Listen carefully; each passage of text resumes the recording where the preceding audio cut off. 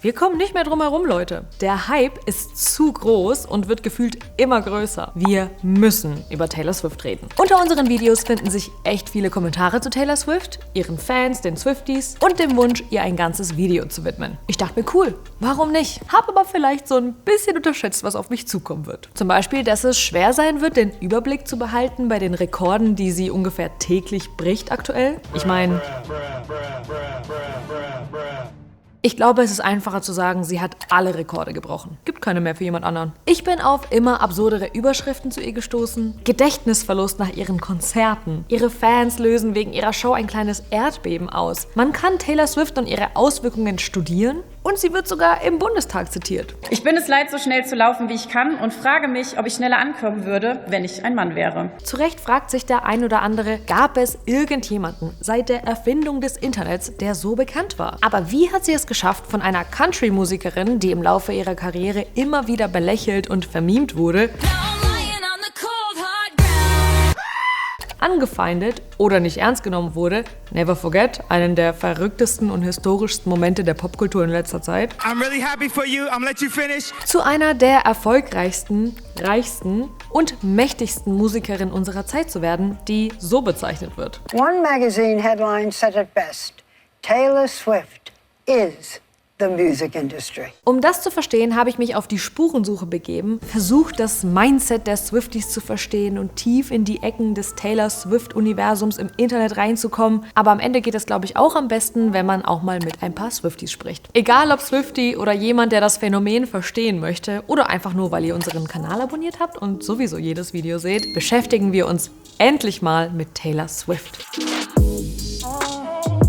Der Beginn von Taylors Karriere ist für alles, was danach kommt, ziemlich wichtig. Und die hat sie schon relativ früh, mit 14 Jahren, mit der Country-Musik begonnen. Dass sie eine Familie und vor allem auch einen Vater hat, die sie schon von Anfang an supportet hat, haben wir uns ja in einem Video schon mal genauer angeschaut. 2005 kam dann direkt ihr erster Plattenvertrag bei der Firma Big Machine Records, bei denen sie dann die ersten Alben rausgebracht hat. Wie ein paar von euch wahrscheinlich wissen, wird sie das später bereuen, dazu komme ich aber noch. Von Anfang an hat sie in ihren Songtexten und Musikvideos Geschichten erzählt. Es ging um Liebesgeschichten über Jungs, Eifersucht,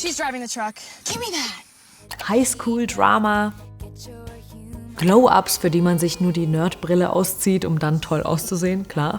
Und auch Details aus ihrem Leben sind von Anfang an Teil der Songs, zum Beispiel ihre Freundin Abigail. Man könnte als Fan also direkt das Gefühl bekommen, so Teil ihres Lebens zu sein, von Anfang an. Sie hat über das gesungen, was sie selbst als Mädchen kannte, und auch das ist nicht immer selbstverständlich. Sie schreibt ihre Songs größtenteils selbst. 2007 sagte sie im Interview: Ich wollte nicht nur eine weitere Sängerin sein, ich wollte, dass es etwas gibt, das mich von anderen unterscheidet, und ich wusste, dass das mein Schreiben sein wird. Und ihre Perspektive war in einem sehr männlich dominierten Genre relativ außergewöhnlich, wie man hier bei dieser Analyse von 500 Country-Chart-Songs in verschiedenen Jahren sieht. Und das zusammen mit diesem Girl-Next-Door-Image hat direkt super gut funktioniert. Also erste Grammy-Nominierung gut. Wie wir alle wissen, blieb es nicht dabei, und deswegen kommen wir mal zum ersten wichtigen Punkt, der ihren Erfolg beschreibt: ihre Musik.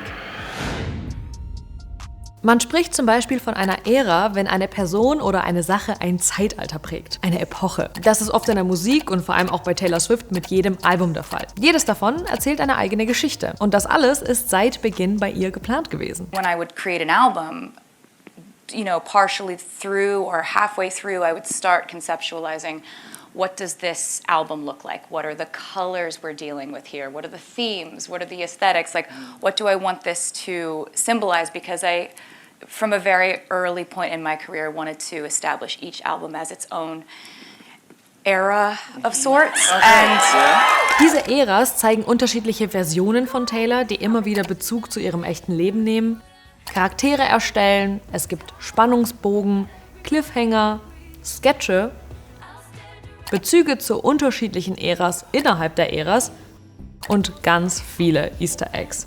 Einige sprechen sogar von einem TCU, also einem Taylor Cinematic Universe, ähnlich wie es zum Beispiel das MCU, das Marvel Cinematic Universe gibt. Und es gibt super viele Interpretationen, Theorien und sogar ganze Karten, die diese Welt skizzieren. Ich habe die Äras ein bisschen besser verstanden, als ich gecheckt habe, dass es mehrere Versionen und Lebensabschnitte von Taylor Swift gibt. Seid ihr bereit für einen kleinen Crashkurs?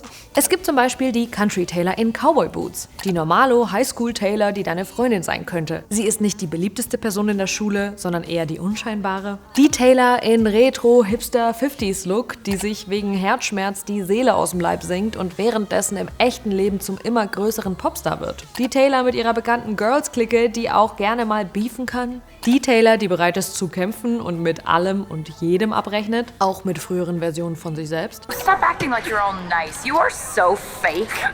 Wieder hin zu einem kompletten Kontrastprogramm. Aus Schlangen werden dann zum Beispiel auch mal Schmetterlinge und Regenbogen und Liebe. Und Beefs, die vorher angefangen haben, werden jetzt offiziell beendet. Dann gibt's mal wieder einen Genrewechsel zur alternativeren Indie-Musik. Und das in einer Zeit, in der genau diese Cottage-Ästhetik, die das Landleben in der Natur so romantisiert, mega beliebt auf TikTok war. Das war nämlich während der Pandemie so. Das heißt, ihre Musik, die vorher viele Millennials angesprochen hat, die Country oder Pop hören, hat dann zu einer neuen Generation gesprochen, die auch einen etwas anderen Musikgeschmack haben könnte. Und klar, sie ist jetzt definitiv nicht die erste oder einzige Musikerin, die sich immer wieder neu erfindet. Bands, Magazine und die Stars selbst sprechen ja oft über ihre verschiedenen Musik- oder Style-Eras. In Taylor Swifts Netflix-Doku Miss Americana sagt sie dazu, dass sie glaubt, dass das vor allem bei weiblichen Artists wichtig ist. The female artists that I know of have reinvented themselves 20 times more than the male artists. They have to, or else you're out of a job. Was übrigens auch der Grund ist, warum manche Menschen sich wünschen, dass wir so Sätze wie „sie ist in ihrer Reputation-Era" nicht mehr brauchen, weil der Fokus auf dem Talent und nicht einer Phase liegen soll, die eher was mit dem Privatleben zu tun hat. Egal in welchem Genre oder welcher Ästhetik, sie singt und zeigt oft, womit sie auch im echten Leben so zu kämpfen hat. Und das Besondere, man muss ihre Songs hören, um diesen Einblick zu bekommen, weil in Interviews spricht sie nicht darüber. I don't really talk about my personal life because it's sort of like it goes everywhere and then it gets turned into all these other things and it's like I would much rather my personal life be sung about. Vielleicht wissen ein paar von euch, wir gehören zum Radiosender Das Ding. Das heißt, bei uns arbeiten auch Menschen, die sich viel und gerne mit Musik befassen und sie auch fürs Radio aussuchen. Und unter ihnen haben wir auch ein paar Swifties, weil die sind überall. Kirsten ist Musikredakteurin und Radiomoderatorin bei uns und hat mir auch mal erklärt, warum sie glaubt, dass Taylor Swifts Musik so erfolgreich ist. Es sind gute Popsongs, die haben eine catchy Hook, sie haben eine schöne Melodie, aber was, glaube ich, so das Besondere auch daran ist, sind ihre Songtexte. Also sie ist einfach eine wahnsinnig gute Geschichtenerzählerin. Also wenn man die Songtexte hört, man ist irgendwie sofort in ihrer Beziehung irgendwie drin, also in einer Love Story, die sie durchlebt hat oder so. Also man hört ihr dann auch wahnsinnig gern zu und man kann dann auch mit ihr sehr relaten, weil sie vielleicht was erlebt hat, was man auch erlebt hat. Und ich habe auch mit Marlina gesprochen. Sie ist Journalistin und Content-Creatorin und hat mir erklärt, wieso sie Swiftie ist. Es gibt zu jedem erdenklichen Szenario und Mut im Leben einen passenden Taylor Swift-Song, egal ob man jetzt irgendwie verliebt ist oder heartbroken oder gerade zofft mit irgendjemandem. Ich kann mich auch mit ihr als Person sehr identifizieren. Also sie ist einfach so diese lustige,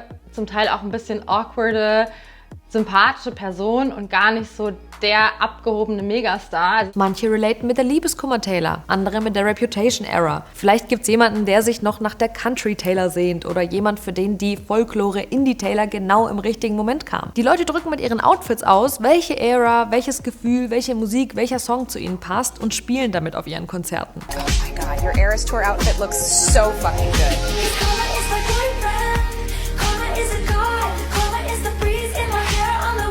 Und Taylor Swift weiß das übrigens und befeuert es sogar bewusst. You know, one thing about my fans is they really love to dress up in costume as characters from my music videos. I think it's hilarious, so they just keep dressing up in crazier and crazier costumes, which makes me then make music videos where we dress up in crazier and crazier costumes. Eine Soziologin sagt dazu sogar, das ist fast eine eigene Sprache, die da existiert und die schafft Verbundenheit. Sie untersucht, wie genau solche Privatsprachen eine Community stärken und sagt, dass das auch mit ihren Lyrics zusammenhängt, die die Fans regelmäßig hören. Dadurch kommen Routinen und die Bindung der Gruppe wird immer stärker. Und wenn alle diese Eras jetzt in einer Show zusammenkommen, in der sie über 3 Stunden lang ihre Songs aus allen Alben performt, können die Leute voll und ganz in diese Welt eintauchen. Also literally.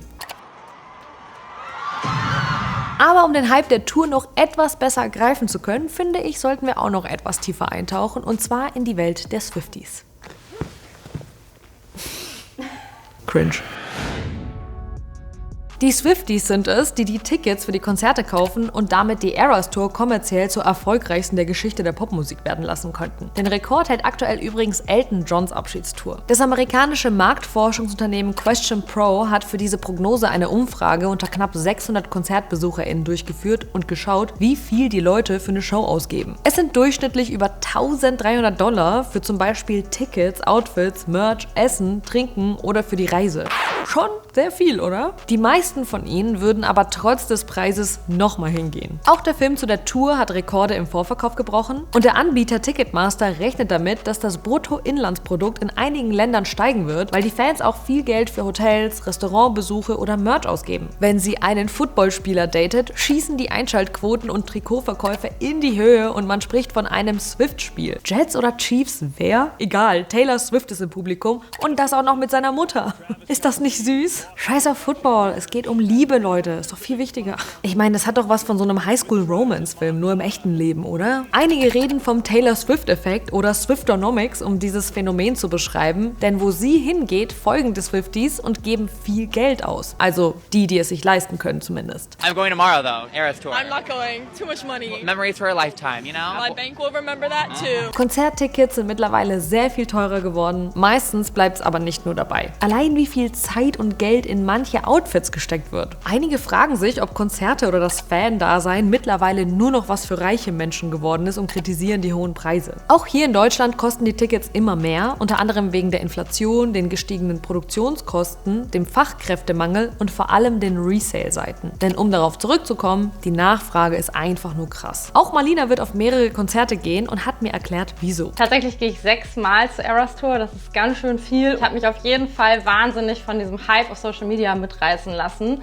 Rational betrachtet ist es natürlich Quatsch, irgendwie so oft zum gleichen Event zu gehen, aber ich glaube trotzdem, dass es einfach so ein Once-in-a-Lifetime-Ding ist und ich freue mich total drauf. Worauf freust du dich denn am allermeisten? Das ganze Stadion wird halt primär mit Flinter gefüllt sein, also Frauen, Lesben, Inter, Trans-Personen, Non-Binary und Agender-Personen. Und ich glaube, das wird einfach eine ganz, ganz besondere Atmosphäre. Außerdem hat die Eras Tour für mich auch so was wahnsinnig Empowerndes.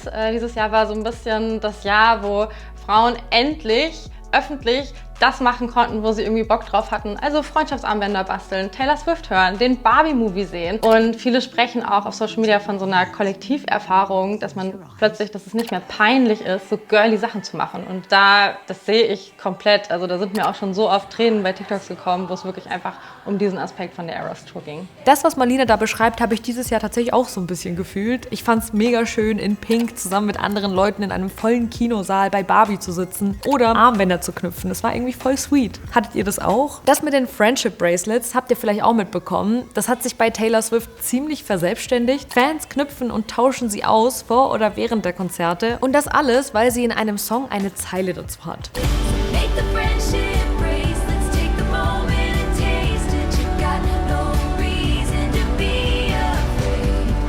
Dass die Leute so krass auf die Lyrics achten, wollte sie seit Beginn ihrer Karriere beeinflussen. Schon in den ersten Alben hat sie deswegen angefangen, mit kryptischen Botschaften und Easter Eggs und Rätseln zu arbeiten. In my lyrics, for my first, several albums, I would have all lowercase letter lyrics, except for capital letter, capital letter, capital letter every once in a while. And if they circled the capital letter and wrote them down, it spelled out a secret code, a secret passage. Das mit den Easter Eggs ist ziemlich ausgeartet. Also sie sagt zum Beispiel sowas hier in einer Rede, wo sie einen Ehrendoktortitel angenommen hat, weil natürlich hat sie das. We will breathe in, breathe through, breathe deep, and breathe out.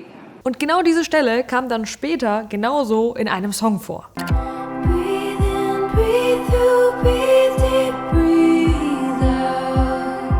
Und solche Momente gibt es einfach unfassbar viele. Auch sonst kriegt sie es hin, trotz ihrer riesen Fanbase intime Momente mit den Fans zu erschaffen. Sie interagiert mit ihnen zum Beispiel, sie oder ihr Social-Media-Team, wer weiß. Not only did she see the video, she liked it. She liked it. She liked it.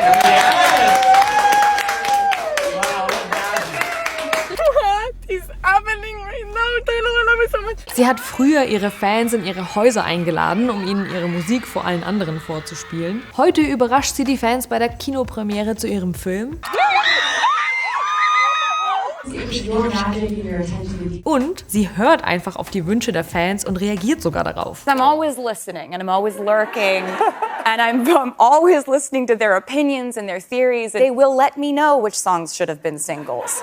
They let me know which songs did not get videos and should have gotten videos. Das ist eine unfassbare Nähe, nicht nur untereinander, sondern auch zu ihr, die da über Jahre entstehen kann. Die Swifties haben auch den Ruf, eine größtenteils eher entspannte Community zu sein. I made these. Do you want one? Yes, I do. Can I have one? They're so supportive of each other. It's shocking. It's beautiful. Dass das aber nicht immer so ist, darauf komme ich später noch einmal zurück. Es gibt auf jeden Fall sehr viele intensive Gefühle ihr gegenüber. Und in diesem Artikel beschreibt zum Beispiel eine Psychiaterin, dass es bei vielen ihrer Patientinnen um Taylor Swift in den Sitzungen geht, die für sie wie eine große Schwester ist und bei denen sie teilweise helfen musste, runterzukommen oder mit Taylor Swift-Stress zurechtzukommen. Und manche Fans sprechen in Foren oder Interviews von einer Post-Konzert-Amnesie, also sagen, dass sie sich quasi nicht mehr an das Konzert erinnern können. Und wenn sie die Videos von sich nicht hätten oder die Abbuchung auf ihrem Konto stand, dass sie das fast nicht glauben würden, dass sie da waren. Und das kann zum Beispiel passieren, wenn man in einem hochemotionalen Zustand ist und wenn dann zu viele Reize dazukommen, werden weniger Erinnerungen im Langzeitgedächtnis gespeichert. Also man ist quasi so überwältigt von den Gefühlen, dass man einen Blackout hat. Krass, oder? Und um nochmal zurückzukommen, diese Gefühle schwingen natürlich auch in Kaufkraft um. Und das in einer Zeit, in der die Leute nach der Pandemie bereit sind, für besondere Events viel Geld auszugeben. Man möchte nämlich nachholen, was man verpasst hat, selbst wenn weniger Geld da ist. Eine Wirtschaftsanalystin aus Amerika verfolgt die wirtschaftlichen Auswirkungen von solchen Touren, ist selbst Swiftie, weil die sind wirklich überall, und erklärt sich diesen kommerziellen Erfolg übrigens so. Women are more likely to spend money on things that align with their values and where they see themselves represented. And certainly right now we're seeing some major stars that have control of their own narratives and have a very strong and empowering message. Und was genau mit der Kontrolle über die eigene Geschichte gemeint ist und für welche Werte genau sie einsteht, das sollten wir uns auch mal anschauen.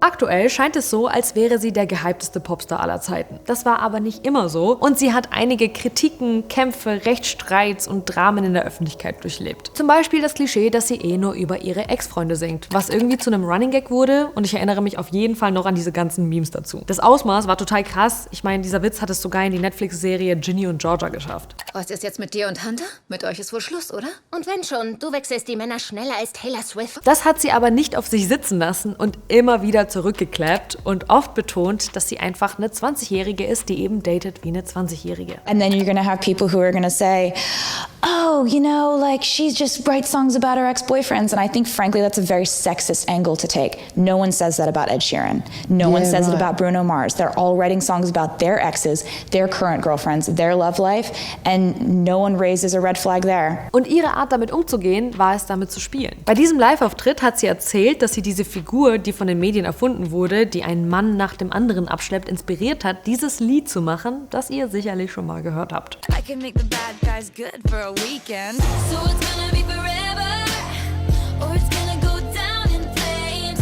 You can tell me when it's over, if the high was worth the pain. Und wenn dann ausgerechnet dieser Song Geschichte schreibt, weil der einen anderen Song von ihr, von der 1 geholt hat, und sie damit die erste Frau wurde, die sich selbst von der 1 geschlagen hat, ja, dann ist es schon ein krasser Move, oder? Ähnlich ist sie mit dem Kanye West-Streit umgegangen. Vielleicht erinnert ihr euch noch an das Musikvideo, in dem eine nackte Version von ihr zu sehen war und an die Zeile, in der er singt, dass er, Zitat, die Bitch bekannt gemacht hat, weil er sie ja damals auf der Bühne bei den VMAs unterbrochen hat. Ich will das gar nicht so sehr ausschlachten, das wurde damals mehr als genug gemacht. Es ging um geleakte Telefonate, die aber nicht wirklich vollständig geleakt wurden und ob sie das okay dafür gegeben hat oder eben nicht, anscheinend nicht. Sie wurde während der Zeit als Schlange bezeichnet und mit diesen Emojis und Hashtags überhäuft. Kim Kardashian hat gesagt, ja, Taylor Swift ist eine Schlange.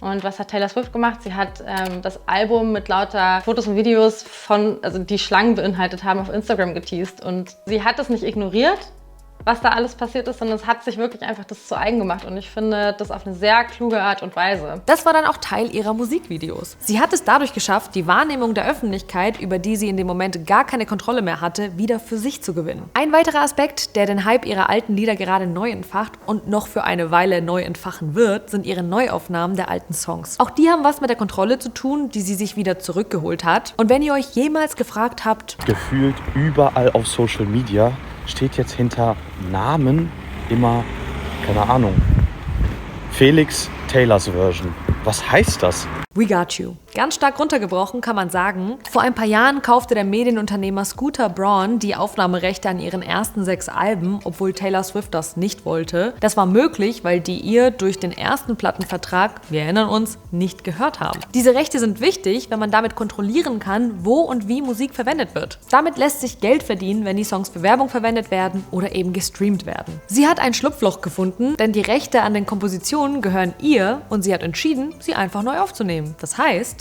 When something says in parentheses Taylor's version next to it, that means I own it, which is exciting.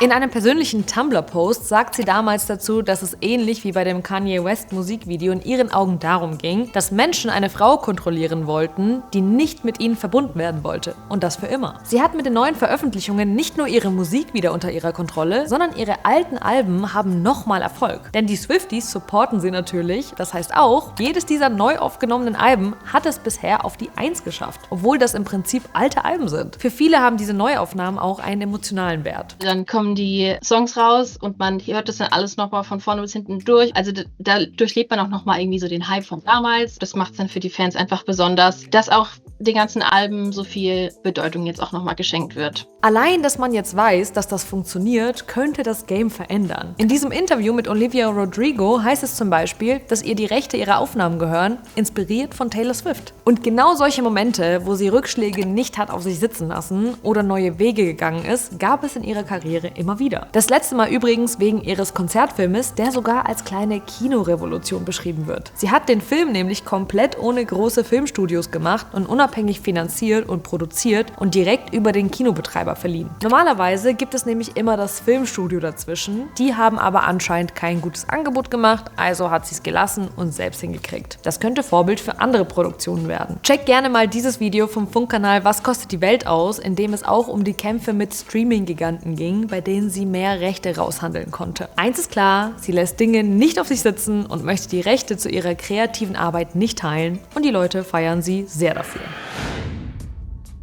Mit jedem Schritt, jeder Entscheidung, jeder Promo-Aktion, habe ich das Gefühl, werden die parasozialen Beziehungen der Fans zu ihr immer stärker, immer krasser, immer intensiver und es werden immer mehr. Sie schafft es, alte Leute zu halten und neue Fans in diese Community zu holen und die verteidigen sie, wenn sie denken, dass man das muss. In unserem Video zu toxischen Fans haben wir uns mal die Momente angeschaut, wo Grenzen überschritten wurden und auch einige von euch haben in den Kommentaren teilweise von echt krassen Vorfällen erzählt. Dass es einige toxische Fans gibt, zu denen ihr nicht gehören wollt, dass ihr auf einigen Plattformen auch von Mobbing mitbekommen habt oder sogar von Doxing und Outing gegen den Willen der Fans. Dass sich einige echt angegriffen fühlen, sobald man was gegen Taylor Swift sagt und dass das Fandom sogar der Grund ist, dass ihr ihre Musik gar nicht mehr hört. Marlina sagt dazu, das spiegelt nicht das ganze Fandom wider. Die Taylor Swift-Community ist wahnsinnig groß und natürlich gibt es dort auch leider Ecken, die genau das machen, was in euren Kommentaren beschrieben wird, aber ich denke, dass es ein sehr kleiner, lauter Teil ist. Ab wann denkst du denn, ist diese intensive Beziehung zwischen Star wie Taylor Swift und Fan zu viel? Ganz klar, wenn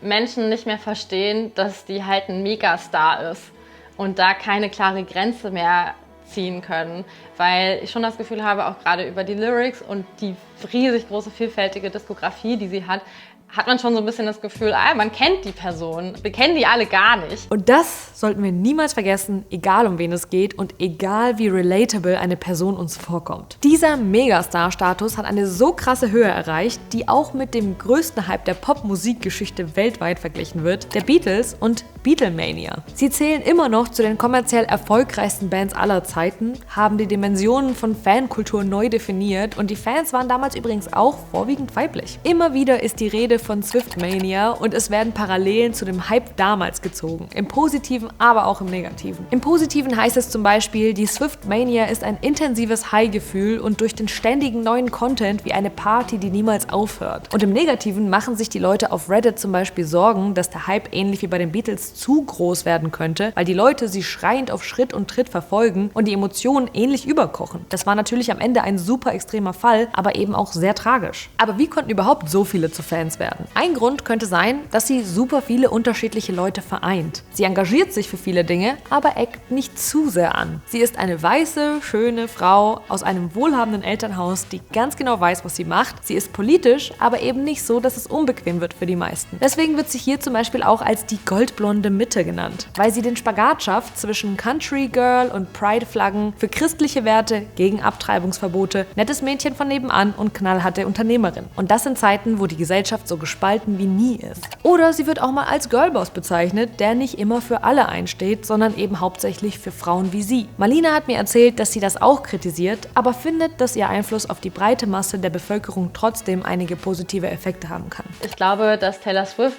einfach eine Fangemeinde hat, da sind sehr viele verschiedene Leute von verschiedenen politischen Spektren.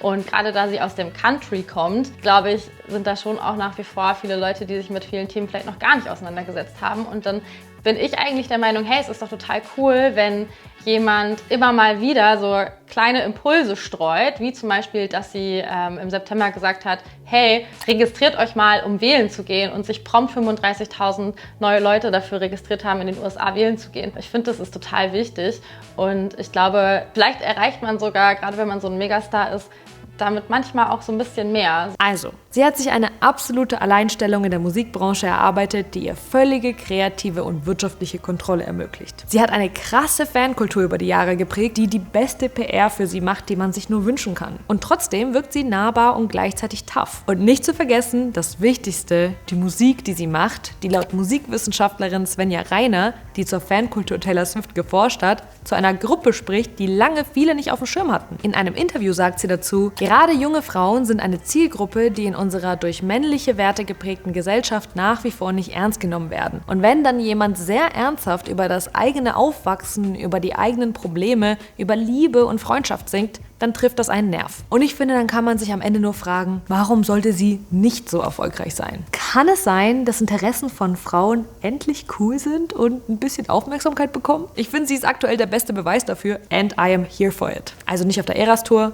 aber trotzdem here for it. Ich kann am Ende sagen, für mich ist sie aktuell definitiv der größte Popstar unserer Generation. Und für euch? Und ich habe es jetzt nicht erwartet, aber ganz eventuell bin ich auch zu einem ganz kleinen Swiftie geworden am Ende. Ganz klein. So ganz unauffällig. Weil Taylor Swifts Karriere sehr lang und sehr vielfältig ist, habe ich ihr definitiv nicht alle Aspekte abdecken können. Also bitte schreibt mir in die Kommentare, was sagt ihr zu Taylor Swift? Geht ihr auf die Konzerte? Was findet ihr cool an ihr? Was vielleicht nicht? Welche Era findet ihr cool? Ihr könnt offiziell euer ganzes Swiftie-Wissen jetzt hier mit dem Rest teilen. Ich bin gespannt.